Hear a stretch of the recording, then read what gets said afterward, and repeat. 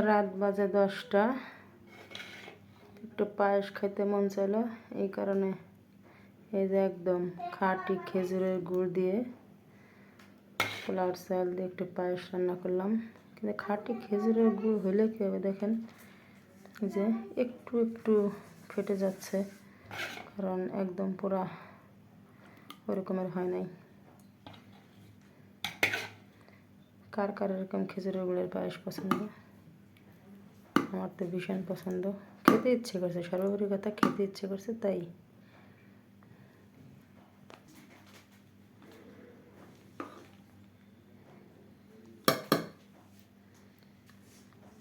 খাই, একটু টেস্ট করি।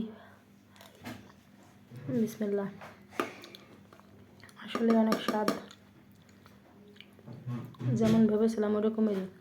পিওর খেজুরের গুড় আসলে পাবো কই, তার কারণ গাছি বাড়ির থেকে দাঁড়াইয়ে জাল করে আনতে পারলে সেটা বুঝতে পারবো। কেনা গুড় তো তারপর অনেক ভালো।